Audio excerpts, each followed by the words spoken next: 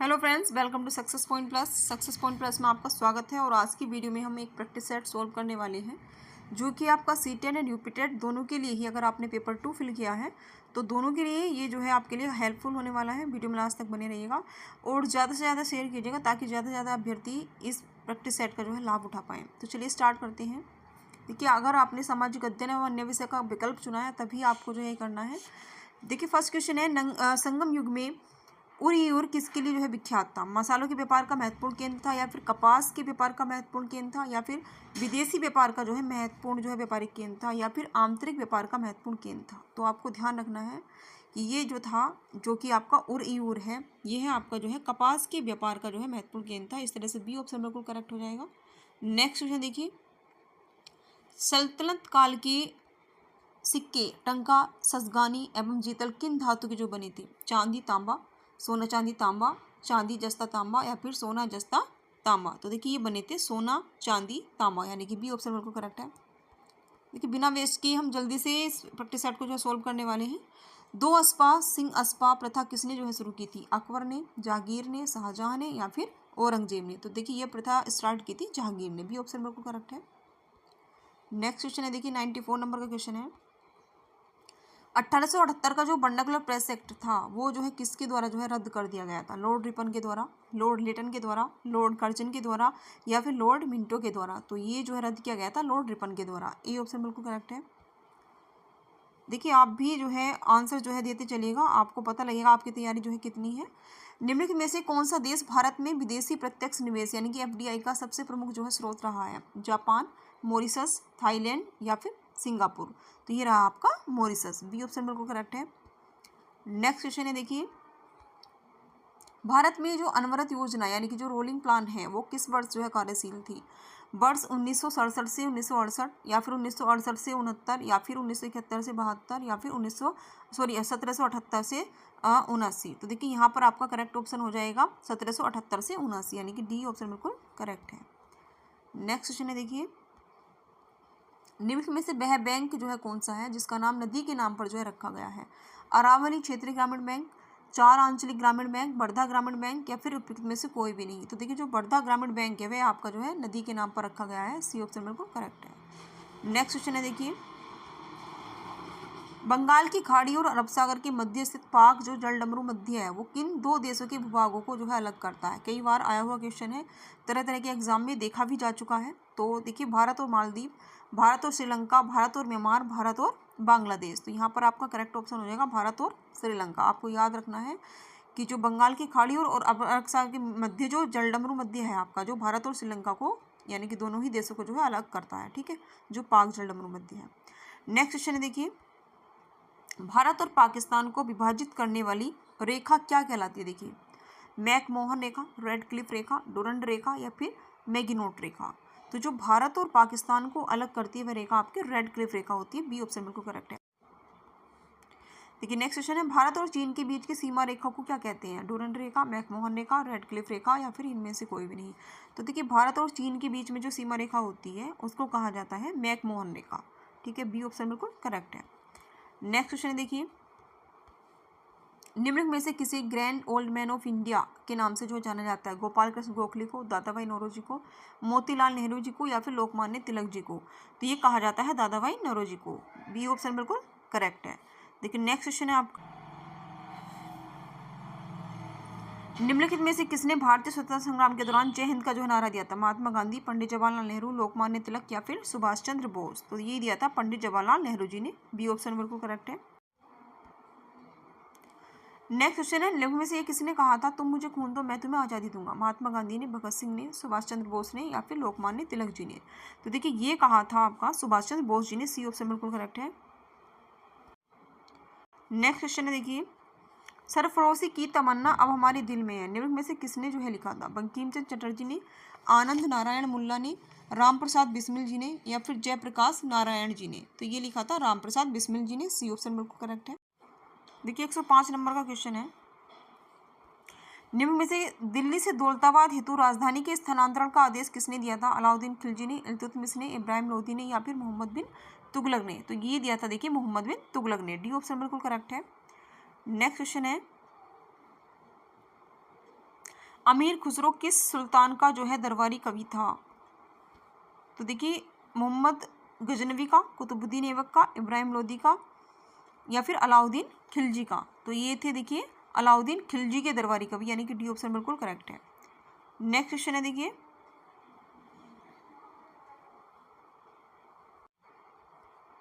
Next question है निम्नलिखित में से चीनी बौद्ध यात्रियों यानी कि वेशांग, इत्सिंग एवं फान के भारत आने का सही क्रम क्या था?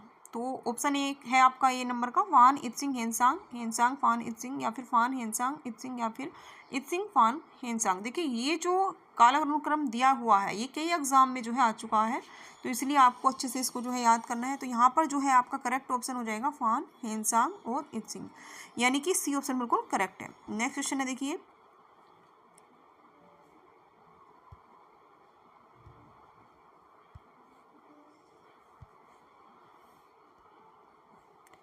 एक 108 नंबर का क्वेश्चन है, निम्नलिखित में से किस राजवंश के शासकों के नाम मात्र सत्तात्मक हैं? शुंग के, मौर्य के, सातवाहन वंश के, या फिर कुषाण वंश के। तो यहाँ पर जो है सातवाहन वंश की ही जो शासकों के नाम है वो मात्र सत्तात्मक है, यानी कि सी ऑप्शन बिल्कुल करेक्ट है। नेक्स्ट क्वेश्चन है देखिए, 109 नंबर का क्वेश्चन है आपका, संगम युग में चोल शासकों की राजधानी क्या थी? मदुरै, बजीबेतोड़ी, या फिर कोरकई, या फिर उरेयूर एवं अरकाट, यानी कि उरकपुर व आरकांटू। तो यहाँ पर आपका करेक्ट ऑप्शन हो जाएगा उरेयूर एवं अरकाट, यानी कि डी ऑप्शन बिल्कुल करेक्ट है। नेक्स्ट क्वेश्चन है देखिए, 110 नंबर का क्वेश्चन है, निम्नलिखित में से किस शासक का एक अन्य नाम यानी कि जो देवराज के नाम से भी जो है जाना जाता था? अशोक, चंद्रगुप्त मौर्य, चंद्रगुप्त द्वितीय यानी कि विक्रमादित्य, या फिर कनिष्क। तो ये जाने जाते थे आपके चंद्रगुप्त द्वितीय, यानी कि जिनको हम विक्रमादित्य कहते हैं। तो सी ऑप्शन बिल्कुल करेक्ट है। नेक्स्ट क्वेश्चन है देखिए, 111 नंबर का क्वेश्चन है, गोवा भारत का जो 25वां पूर्ण राज्य जो है कब बना था? 30 मई 1961 को, 30 मई 1971 को, 30 मई 1985 को। यहाँ पर जो है देखिए 3 ही ऑप्शन जो है देखने के लिए मिले हैं, लेकिन जो डी ऑप्शन है वो मैं आपको बता देती हूँ।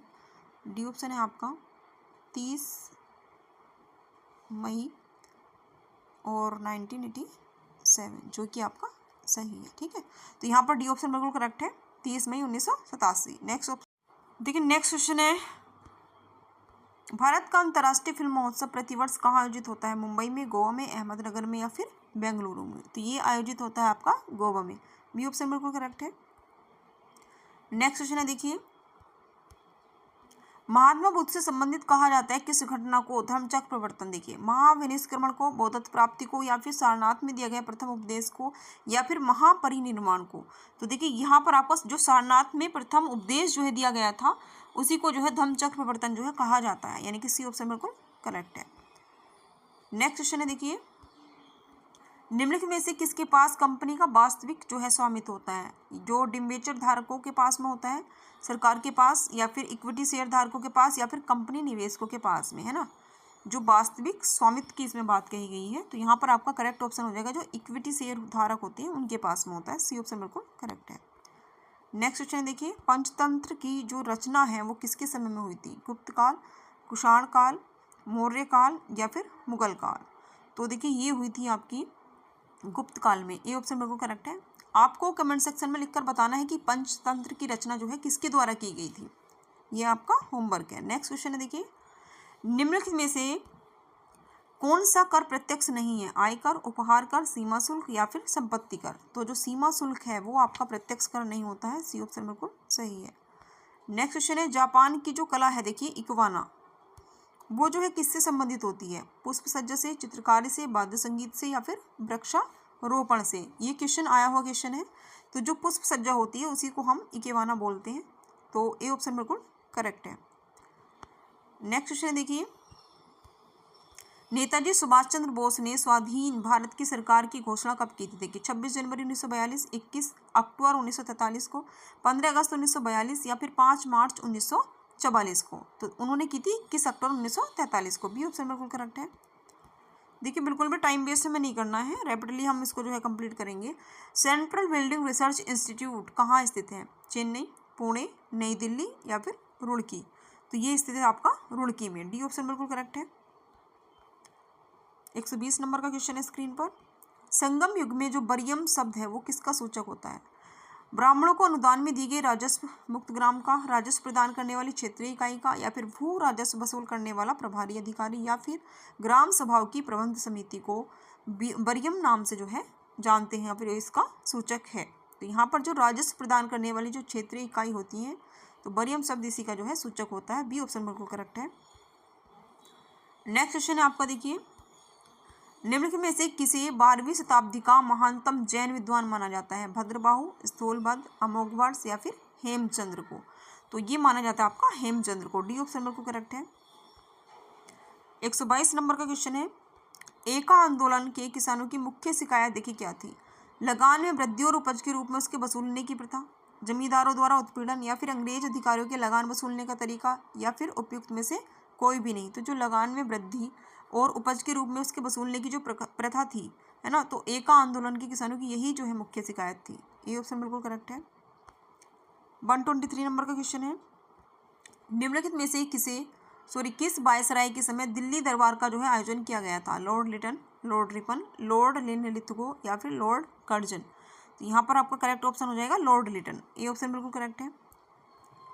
नेक्स्ट क्वेश्चन है, देखिए कांग्रेस से पृथक समाजवादी पार्टी की स्थापना किसने की थी? आचार्य नरेंद्र देव, जयप्रकाश नारायण, डॉक्टर राम मनोहर लोहिया या फिर आचार्य JB कृपलानी? तो ये है आपके आचार्य नरेंद्र देव। ए ऑप्शन बिल्कुल करेक्ट है। नेक्स्ट क्वेश्चन है, देखिए भारतीय प्रतिभूति एवं विनिमय बोर्ड की स्थापना कब की गई थी? 1993 में, 1922 में, 1988 में या फिर 2002 में? तो ये की गई थी आपकी 1988 यानी कि 1988 में। सी ऑप्शन बिल्कुल करेक्ट है। अब देखिए 126 में आपसे पूछा गया सेबी के बारे में। सेबी के कार्यों में जो सम्मिलित है स्टॉक एक्सचेंजों के कार्यों को विनियमित करना, शेयर बाजारों से संबंधित अनुचित एवं धोखाधड़ी से परिपूर्ण व्यापारिक कार्यों पर रोक लगाना, प्रतिभूतियों के अंतरंग व्यापार, है ना, जो इनसाइड ट्रेडिंग होती है को नियंत्रित करना, या फिर उपयुक्त सभी। तो देखिए इसमें जो सम्मिलित है वो है आपका डी, यानी कि ये जो सभी कार्य हैं ये इसी के अंदर जो है आते हैं। नेक्स्ट क्वेश्चन है, देखिए 127 नंबर का क्वेश्चन है, राष्ट्रीय कृषि एवं ग्रामीण विकास बैंक यानी कि नाबार्ड के नाम से हम इसको जानते हैं की स्थापना किस पंचवर्षीय योजना अवधि में जो है की गई थी? आया हुआ क्वेश्चन है। तो ये की गई थी चौथी पंचवर्षीय योजना के अंतर्गत। ये ऑप्शन बिल्कुल करेक्ट है। नेक्स्ट क्वेश्चन पर चलते हैं, देखिए अवमूल्यन शब्द का जो अर्थ है अन्य मुद्रा की तुलना में स्वदेशी मुद्रा के मूल्य को घटाना, या फिर स्वदेशी मुद्रा के मूल्य में बढ़ोतरी करना, या फिर स्वदेशी मुद्रा के बदले में नई मुद्रा जारी करना, या फिर उपयुक्त में से कोई भी नहीं। तो यह है आपका जो अन्य मुद्रा की तुलना में स्वदेशी मुद्रा के मूल्य को घटाना, इसी को हम अवमूल्यन कहते हैं। ये ऑप्शन बिल्कुल करेक्ट है। नेक्स्ट क्वेश्चन है, देखिए क्लोज्ड इकोनॉमी, है ना, से तात्पर्य उस अर्थव्यवस्था से है जिसमें केवल निर्यात होता है, या फिर जो मुद्रा की नियंत्रित आपूर्ति होती है, या फिर घाटे की वित्तीय व्यवस्था होती है, या फिर आयात तथा निर्यात नहीं होते हैं। तो देखिए क्लोज्ड जो इकोनॉमी होती है आपकी, उससे इसमें मतलब होता है आयात तथा निर्यात दोनों ही नहीं होते हैं। डी ऑप्शन बिल्कुल सही है। नेक्स्ट क्वेश्चन है, देखिए जब सकल निवेश शून्य हो जाता है तो निम्नलिखित में से कौन जो है राष्ट्रीय आय को शून्य होने से रोकता है? गुणक, आयात, बैंक दर या फिर उपभोग? तो ये होता है आपका उपभोग। डी ऑप्शन बिल्कुल करेक्ट है। नेक्स्ट क्वेश्चन है, औद्योगिक वित्तीय उपलब्ध कराने वाली निम्नलिखित संस्थाओं में से सबसे पहले किसकी स्थापना की गई थी? IDBI, IFCI, SIDBI या फिर ICICI? तो देखिए यहाँ पर सबसे पहले जो स्थापना की गई थी वो की गई थी IFCI की। बी ऑप्शन बिल्कुल करेक्ट है। नेक्स्ट क्वेश्चन है, देखिए लोच के प्रत्यागम के अनुसार अवमूल्यन का देश के व्यापार शेष पर सकारात्मक प्रभाव तभी पड़ सकता है जब देश के निर्यातों की मांग लोच और आयातों की मांग लोच का योग क्या हो? शून्य हो, शून्य से अधिक किंतु एक से कम हो, एक हो, या फिर एक से अधिक हो। तो ये है आपका देखिए एक से अधिक हो। डी ऑप्शन बिल्कुल करेक्ट है। नेक्स्ट क्वेश्चन देखिए गुज्जर प्रतिहार वंश की स्थापना किसने की थी? नागभट्ट प्रथम ने, वत्सराज ने, हर्षवर्धन ने या फिर मिहिर भोज ने? तो यहाँ पर स्थापना की गई थी नागभट्ट प्रथम के द्वारा गुज्जर प्रतिहार वंश की। तो ए ऑप्शन बिल्कुल करेक्ट है। नेक्स्ट क्वेश्चन देखिए 12 मासा की रचना किसने की थी? अमीर खुसरो ने, इसामी ने, मलिक मोहम्मद जायसी ने या फिर रस खान ने? तो मलिक मोहम्मद जायसी ने 12 मासा की रचना की थी। सी ऑप्शन बिल्कुल करेक्ट है। 135 नंबर का क्वेश्चन है, भारत में प्रथम जो पुर्तगाली गवर्नर था वो कौन था? देखिए अल्मीदा, अल्बुकर्क या फिर पेड्रो केवाल या फिर वास्को डी गामा? तो यहाँ पर जो करेक्ट ऑप्शन है वह है आपका ए अल्मीदा। वही जो है प्रथम पुर्तगाली गवर्नर थे भारत के, है ना। चलिए नेक्स्ट क्वेश्चन है, महाराज रणजीत सिंह के उत्तराधिकारी थे हरिहर सिंह नलवा, खड़ग सिंह, शेर सिंह या फिर ननिहाल सिंह? तो यहाँ पर जो खड़ग सिंह है वो ही जो है महाराज रणजीत सिंह के उत्तराधिकारी थे। बी ऑप्शन बिल्कुल सही है। नेक्स्ट क्वेश्चन है देखिए, निम्नलिखित में से किस भारतीय नेता ने लंदन में प्रथम गोलमेज कॉन्फ्रेंस में भाग लिया था? मौलाना मोहम्मद अली, मौलाना अबुल कलाम आजाद, महात्मा गांधी या फिर पंडित जवाहरलाल नेहरू? तो ये देखिए जो मौलाना मोहम्मद अली हैं आपके, है ना, इन्होंने ही जो है लंदन में प्रथम गोलमेज कॉन्फ्रेंस में जो है भाग लिया था। ए ऑप्शन बिल्कुल करेक्ट है। नेक्स्ट क्वेश्चन है देखिए, सर्वोदय शब्द का प्रयोग सर्वप्रथम किसने किया था? महात्मा गांधी ने, पंडित जवाहरलाल नेहरू ने, विनोबा भावे ने या फिर जयप्रकाश नारायण ने? तो देखिए जो सबसे पहले इस्तेमाल हुआ था, जो किया था, वो क्या था? महात्मा गांधी जी ने सर्वोदय शब्द का। तो ए ऑप्शन बिल्कुल सही है। नेक्स्ट क्वेश्चन है देखिए, गीता रहस्य नामक जो ग्रंथ है वो किसके द्वारा लिखा गया है? महात्मा गांधी, बाल गंगाधर तिलक, विनोबा भावे या फिर गोपाल कृष्ण गोखले जी के द्वारा? तो ये जो है बाल गंगाधर तिलक जी के द्वारा जो है लिखा गया है गीता रहस्य। नेक्स्ट क्वेश्चन है देखिए, 140 नंबर का क्वेश्चन है, एक वर्ष के अंतर्गत स्वराज की प्राप्ति किस आंदोलन का जो है लक्ष्य थी? खिलाफत आंदोलन का, गृह शासन आंदोलन का, असहयोग आंदोलन का या फिर भारत छोड़ो आंदोलन का? तो देखिए जो असहयोग आंदोलन है तो इसी का जो है लक्ष्य था, एक वर्ष के अंतर्गत क्या करना है? स्वराज्य की प्राप्ति करनी है। सी ऑप्शन बिल्कुल करेक्ट है। नेक्स्ट क्वेश्चन है देखिए, एशियाई बब्बर शेर का निवास कहाँ है? देखिए गिरवन, कान्हा, कॉर्बेट पार्क या फिर दुधवा? तो आई थिंक ये क्वेश्चन आपको आता हो, गिरवन में ही जो है एशियाई बब्बर शेर पाए जाते हैं। ए ऑप्शन बिल्कुल करेक्ट है। नेक्स्ट क्वेश्चन है, रेशम कीट पालन को कहते हैं एपीकल्चर, सेरिकल्चर, हॉर्टिकल्चर, फ्लोरिकल्चर? जितने भी कल्चर हैं, है ना, वो सब आपको जो है याद रखने हैं। तो यहाँ पर देखिए आपका करेक्ट ऑप्शन हो जाएगा सेरिकल्चर। बी ऑप्शन बिल्कुल सही है। नेक्स्ट क्वेश्चन की तरफ चलते हैं, अनुसूचित बैंक से अभिप्राय उन बैंकों से है जिनका राष्ट्रीयकरण हो चुका है, जिनका राष्ट्रीयकरण नहीं हुआ है या फिर जिसका मुख्यालय विदेशों में है या फिर जिनका नाम रिजर्व बैंक की दूसरी अनुसूची में सम्मिलित किया गया है ना। अनुसूचित बैंक के बारे में बात कर रहे हैं, तो यहाँ पर आपका करेक्ट ऑप्शन हो जाएगा जिसका नाम रिजर्व बैंक की जो है दूसरी अनुसूची में सम्मिलित किया गया है। डी ऑप्शन बिल्कुल करेक्ट है।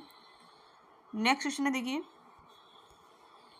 विदेशी कंपनी जो पोस्को है मूलतः किस देश की कंपनी है? जापान, मॉरिशस, दक्षिण अफ्रीका या फिर दक्षिण कोरिया? तो ये कंपनी आपकी दक्षिण कोरिया की। डी ऑप्शन बिल्कुल सही है। देखिए नेक्स्ट क्वेश्चन है, भारत में पंचायती राज पद्धति को कार्यान्वित करने वाला जो पहला राज्य है वह कौन सा है? पंजाब, राजस्थान, गुजरात या फिर उत्तर प्रदेश? तो ये है आपका राजस्थान। बी ऑप्शन बिल्कुल करेक्ट है। 146 नंबर का क्वेश्चन है देखिए,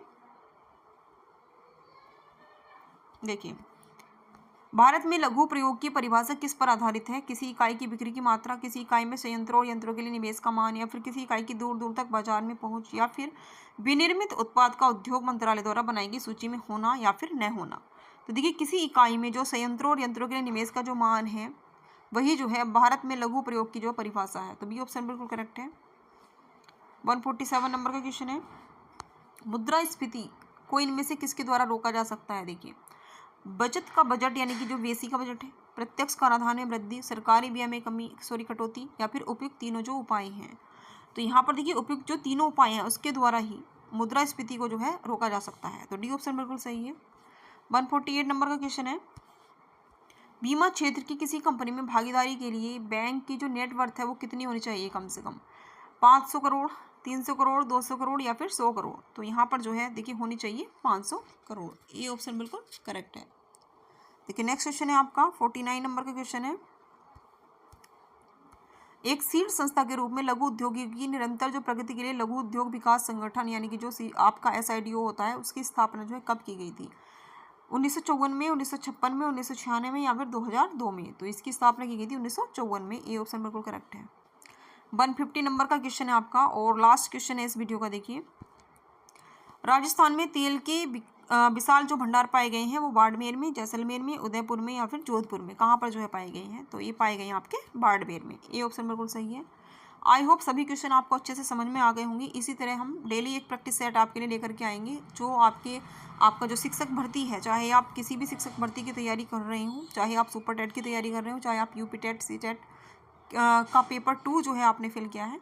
फिलहाल ये वीडियो आपके लिए कैसी रही कमेंट सेक्शन में लिखकर बताइएगा और मिलते हैं नेक्स्ट वीडियो में। Thanks for watching this video.